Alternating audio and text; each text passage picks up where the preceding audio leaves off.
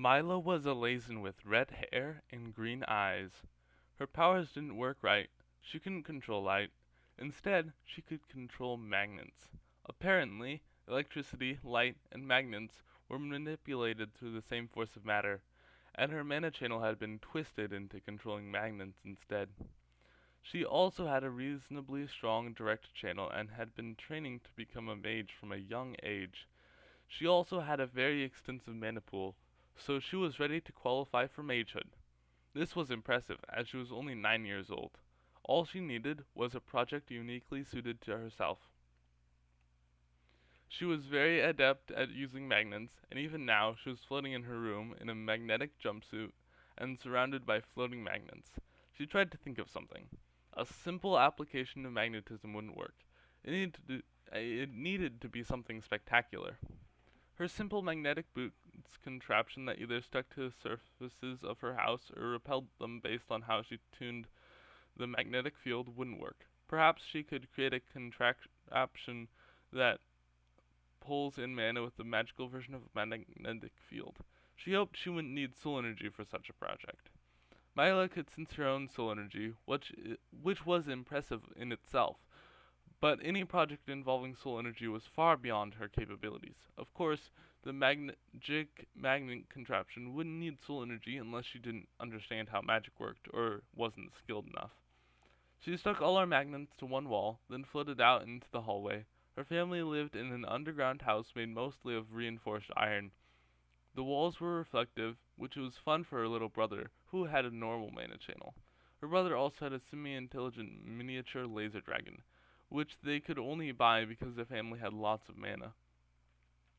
Myla had a close friend who was a human and very adept at flying. Her name was Abby. They had just returned from school to their respective homes half an hour ago. She exited her house, entering a cave system containing their neighborhood. Myla used miscellaneous magnetic objects to float over to her friend's house carefully. She used a simple application of magnetic fields to ring the doorbell. She heard a sequence of dinging noises from inside, and Abby opened the door. Myla smiled. Hi, do you want to play over in the maze? I hear they added a new tunnel. Abby grinned. Of course, let me put on my jumpsuit real quick. Then Myla stepped back, waiting for Abby. She came out 20 seconds later, and they hurtled towards the labyrinth at high speed. So fast, in fact, that Myla practically had to shout to be heard over the wind. Do you think I will be able to apply the concept of magnetism to mana? Abby looked toward her before settling herself down before the maze.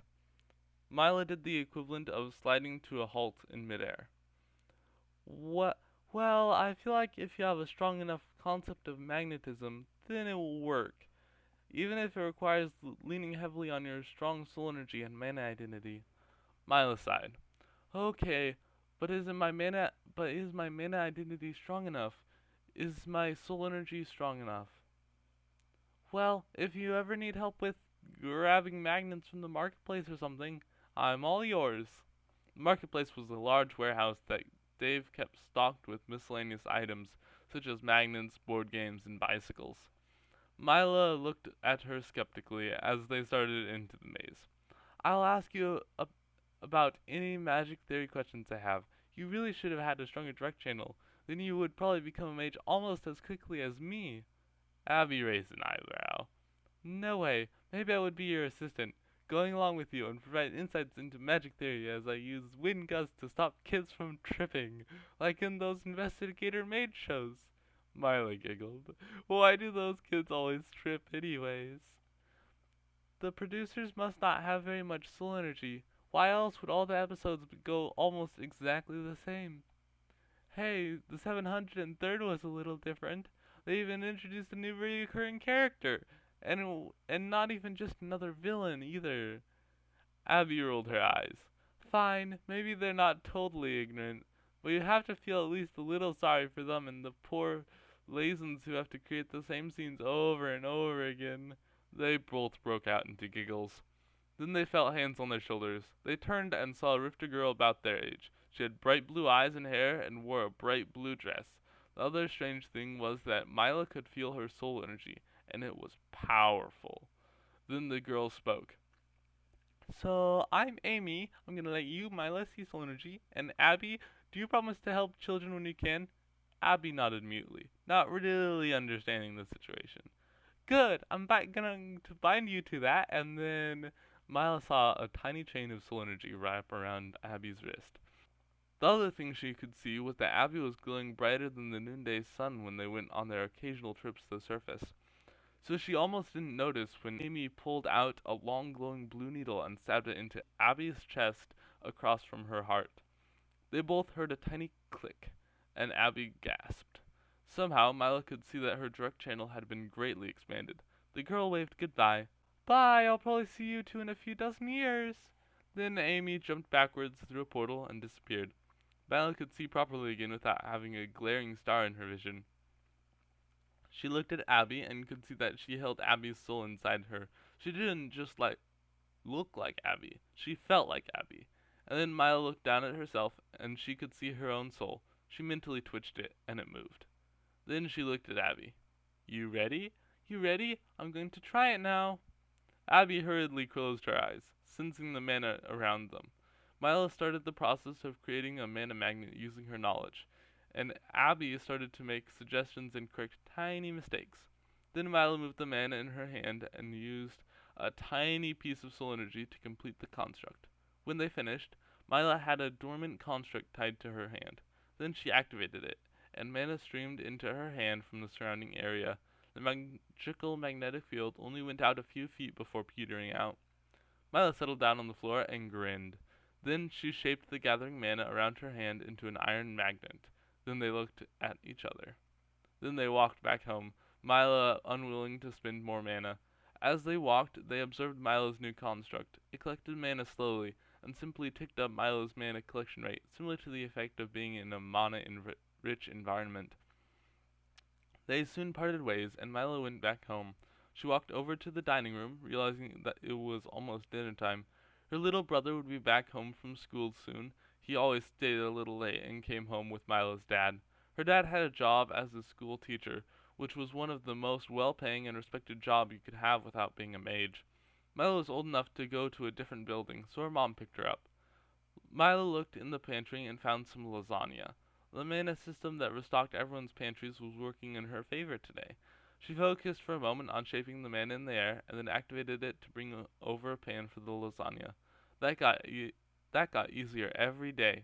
Myla put together the lasagna and set the oven to 400 degrees. 4 seconds later, it was heated and she slid in the pan. She pulled out her phone and set a timer for an hour.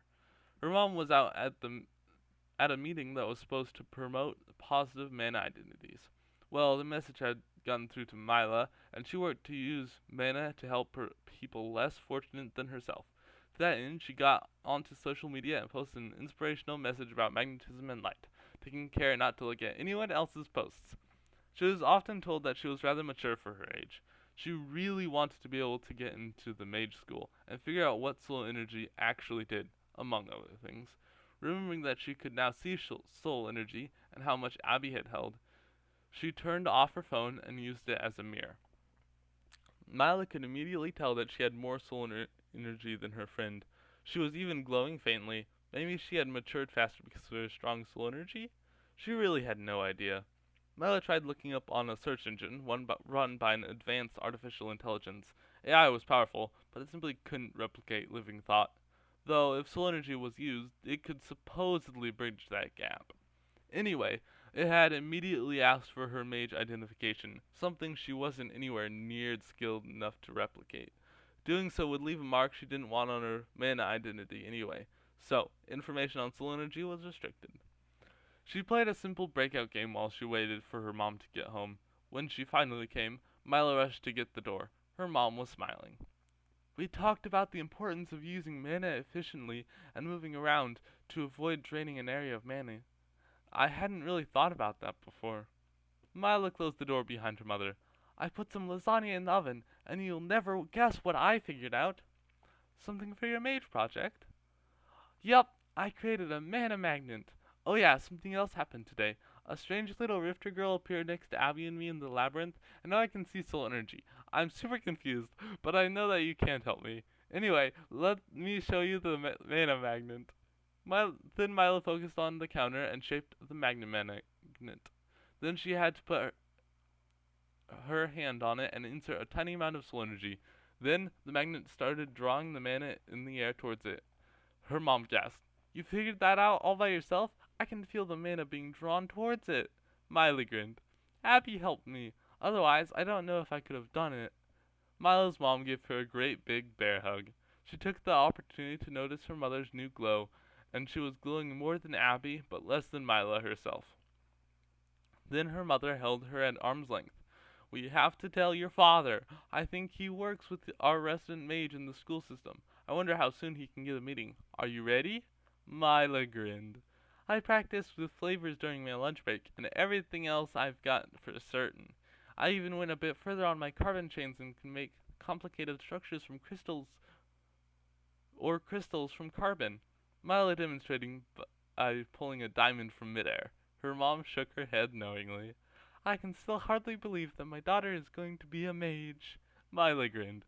Well, you're going to have to come to terms with it eventually. Maybe when I start talking about mana patterns over dinner. Perhaps when I bring mage friends to dinner and they start saying esoteric things about the mana patterns that make plates. Ceramic is very strange, by the way. It looks like a lot like it's trying to be stained glass, but can't grasp the chaos. Her mom blinked. The mana patterns in plates? Yep, ceramic is weird. I also said the mana patterns that make plates, but that is basically the same thing. Think of it as things that are made of matter know what mana pattern could be used to make them or something. I heard it on a video created by Mage explaining the basics of mana shaping. You are incredible. Micah will be supremely miffed, and he's going to insist you teach him again. Mom, you know he completely can't sense mana outside his body. It would be impossible. Yeah, I know. Just be prepared. Myla sighed, then pulled up the timer on her phone. Only a few more minutes. Then Dad would be home, and they could have dinner. Myla magnetically pulled out the silverware and started setting up the table. Her mother smiled and pulled out the plates. Myla pulled out some hot plates, and her timer went off as she was doing so. She was pulling the lasagna out of the oven when Micah and her dad came in the door right on time. They all settled down, and Micah said the prayer. They began their meal. Myla didn't use her mana more than necessary. She had almost forgotten, but she had to preserve her mana. So, Dad, Micah, how was school? Her dad sighed. Usual. Had a Sursive kid steal all the chalk from the classroom again. Luckily, we had thought to install magical trackers that were able to locate the culprit. Mom cocked an eyebrow. Was it Paris again? I remember he stole all the test papers right before finals last year. Dad nodded. Yes, it was him again. How was your day, Myla? Myla grinned. Incredible! I figured out my mage project. I managed to make a mana magnet, and I have everything else practiced. I feel like I'm ready for the test. Her eyes practically glowed with excitement, even though she didn't have a light channel. Micah looked down, and Myla realized that they really hadn't given him a chance to say anything. Eventually, Mom noticed too, because she spoke up. I learned about moving around to gather more mana and mana efficiency. How about you, Micah? His demeanor visibly brightened. I learned about the famous equation E equals mc, which says that mass can directly be translated into energy, and also about how the equation used to be E equals mc squared, but it mysteriously changed back in the Orthian era. This resulted in the shutting down of nuclear power plants, both fission and fusion, which were super effective before that. I also learned that streams of mana, almost like in a person, moved around in Ortha because of the world was alive. It just seems so strange to me. They finished their meal with a pleasant conversation before heading out to visit their resident mage. He lived in the center of the underground complex that passed for a town. They chatted on their way. It was a short walk and they only lived a few blocks away. The entire town took about an hour to walk all the way across. They soon reached his house, which was more extensive than their own and had a third floor. That wasn't necessarily a sign of wealth, just of preference. But nothing said mage quite like the gold lining that was so obviously put into his house. It wasn't really that gold was expensive. Pure resources were never really expensive. But mages had gold accents, and so it had become their color. Mom, Myla's dad rang a doorbell shaped like a lotus, and a kind gentleman opened the door. His hair had gold accents, as did his eyes, and gold lines circled his wrists. He glowed visibly.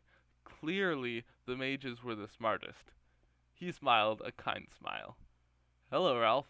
Is this the little wonder I've heard about? Dad smiled. Yes, yes, she thinks that she is ready to take the mage test, and I have no basis for judging that statement's accuracy besides the fact that she can easily shape mana, so here we are. The mage nodded politely and let them in. Come in, I can test you now, and even if you fail, you can come back when you're confident again. The last part was clearly directed at Myla, so she grinned and nodded avidly. Her smile quirked upwards as they walked in, and his smile quirked upwards as they walked in, and he got them seated in his sitting room with a few treats and some different varieties of juice. He then patted Myla on the shoulder. You ready? She nodded. Great, I'm going to take you back to my testing room and give you the standard mage test. He led her back into a smaller room with a table and 2 chairs. Then he sat her down and began the test. So, could you make a simple mana coin for me? Good, good. Now can you reabsorb it? Very good. Now could you 15 minutes later, she finished the last of his direct questions. So, now I want to see this magnet mana channel of yours. Could you move this magnet with magnetic field? This is of course not necessary for the mage test. Myla smiled a little weakly and reached out with her magnet powers, deftly plucked the magnet from his hand and twirled it in the air. Then she lifted herself using several magnetic objects. The mage grinned. Magnificent! Now, for the final test, I would like you to show me your special project. Amaze me. Myla's smile widened into one of true joy, and then she wove her mana deftly into the shape of her mana magnet. He raised an eyebrow when she stopped weaving, completing the mana shape. Then she reached out and set her hand on it, using the same twist of soul energy as before to finish the construct. Then the mana in the area started to flow slightly towards the construct. The mage's jaw slackened. You just used your soul energy? Incredible! A mana magnet and similar things have been done, but most used almost entirely soul energy. This is a marvel, and I definitely approve of this project. And I pronounce you, Myla, the magnificent magnet mage. Then he grabbed what appeared to be a small golden trophy from thin air and waved it at Myla. She where little bands of gold were there, marking her as a mage. She grinned, jumped into the air, and floated around in circles for a moment. Then she let the mage usher her out the door, grinning widely at her family, who almost instantly came in for hugs. Well, your daughter is the second youngest mage in history. Evangeline herself became a mage at age 8, and she is only 1 year older. As a mage, she is given a house of her choosing, created to her exact specifications by the Mage Council, though I would like to advise waiting a little longer. Dad chuckled dryly.